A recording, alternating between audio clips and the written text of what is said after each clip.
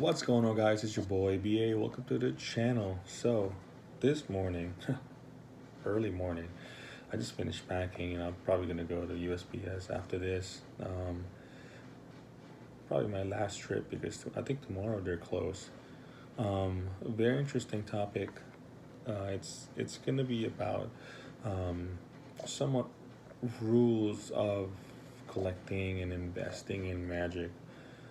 Over time, I learned from it, and I made plenty of mistakes. And also, this is not a financial advice or anything. I'm just a normal dude from YouTube, man. But thank you for the new subscribers. Really awesome. Thank you for all the views. So to begin with, my for me, this is not in order. I think I got my notes here. It's like about three things. For me, number one, you gotta set the money aside. When you like the item, let's just say, what's a good example? I got Miraxes of Killed here, right? And I got a bunch of them. See, and apparently this is a reservist card. I bought them when they're like 5, 10 cents, 50 cents, $1. I think I stopped buying them, and I got like a stack over here. I didn't buy it because it's a reserve list, or this is my childhood card. Growing up, this is my number one card in my goblin deck. It's weird, right? It's a goblin deck, but it's not even a goblin, because it's my childhood card. So I kept buying it, and so I think you gotta set the money aside, because if you need the card, you like the card, and you want it to in your decks, just go ahead and buy it, man. Typically, those type of investment have like the best returns. That's just how it is. You gotta set the money aside and just focus on um, wanting the card. You like the product. Whether it's single or a box, things like that. You gotta set the money aside. So that's probably a big thing already when starting to collect and invest in Magic. Um, Number two is really important as well. Um, you have to enjoy, love, play, selling, trading, talking about Magic. You gotta have the a better understanding of how the game works.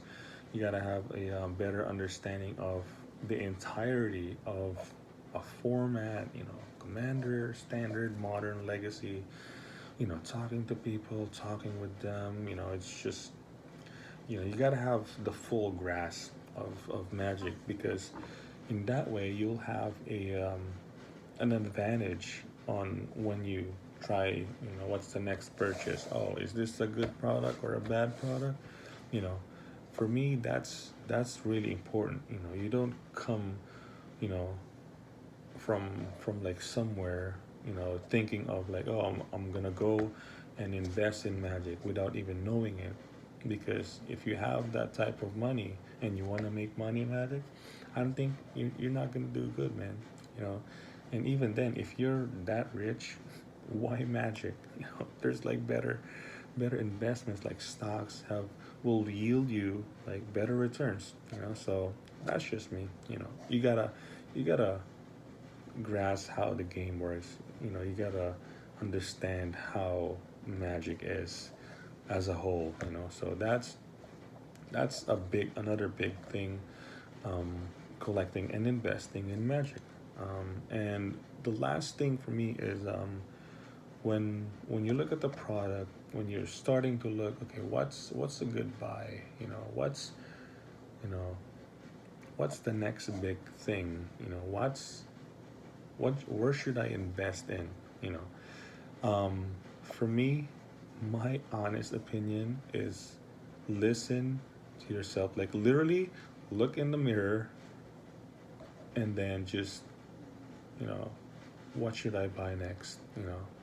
Don't look or listen to others, what they say.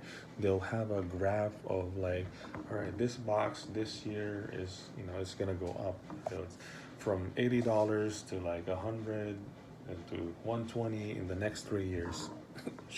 Think about it. Is that even worth it? Um, but in my thing is like, don't listen to others because they have this, oh, the print runs, like the reserve list, this type of reserve list is low, it's gonna go up, like don't, like sealed boxes is gonna go up in the next 3 5 years, like from $80 to 150, at that point, do you think that's even worth it?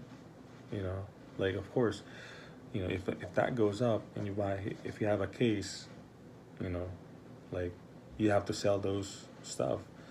I mean, you got to sell it to even make or say you made profit, right? So I think, you know if when buying and choosing product, you have to believe in the product that you're buying. I think that's probably, you gotta listen to yourself and you gotta believe in the product. Like, what's a good example?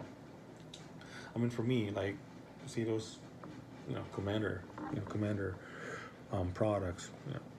Back in 2019, I went hard on the Commander. Started collecting Commander decks. Started buying Commander singles, trading, selling. Just anything Commander. I mean, that made me purchase my Black Lotus is from Commander cards. Like, I kid you not. You know, so it's not like, you know rocket science where, like, this is like every Magic Watsy said this, that it's gonna be a Commander year, and kid you not, like this year too, it's like Commander year as well. um I think when choosing the next big thing, or like, I actually don't think about like the next big thing. Think about like, what do I enjoy the most? Like me, War of the Spark, Japanese. Those boxes. I mean, I think I have like 13 boxes left. Like I was buying them like 120, 125, and they're selling like what, double, 240, ship. I mean, yeah, it's good. They went up, but I was buying them because I love Japanese products, man. I have this thing with Japanese cards, and yeah, that's the whole reason why. It's not because I listen to someone. It's because I like, and that's the thing too. You gotta enjoy the product too, And I believe that the product has will grow. It's War of the Spark. It's really good. It's a really good set. So I think those three will basically just sum up with how, like, the rules when you're trying to collect and invest in Magic. One is like, set aside the money. Just, if you like the card product, just go for it.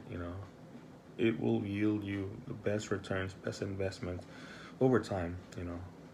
And then number two, you gotta know Magic. You gotta enjoy, play, sell, trade, all that good stuff, man. You gotta be involved in the whole thing. So be a part of it. So, and then the last thing is like, don't listen to others, even if they have this, you know, they're saying they have this graph, they have these charts of like, oh, it's gonna go up $5, 5 years, this reserve is, this is like, oh, this card hasn't gone up yet, it's gonna go up in the next 5 years. think about think about it. I have like 300 of this, man. If it goes down to like nothing, that's fine. It's my childhood card. you know it's a reserve list. If it goes up to 20, shit, that's good for me, right? But don't don't listen to others, man. Don't listen to others. Just look in the mirror, and then look at the stuff that you know that you own, and then if you enjoy the product, man, just go ahead and go for it. You gotta enjoy the product. Yeah, that's about it, man. Again, thank you guys for all the new subscribers. Thank you for all the views. Good comments from everyone. I've been getting a lot of emails, some questions, pretty interesting. Maybe I should try to do this more. Like I don't want to be like some another YouTuber that open boxes, or I don't know, just like talk magic. So again, thank you guys for all the support. If you haven't subscribed to the channel, please hit subscribe, like the video, share to anyone. So thank you guys for watching, and see you guys on the next video. Peace.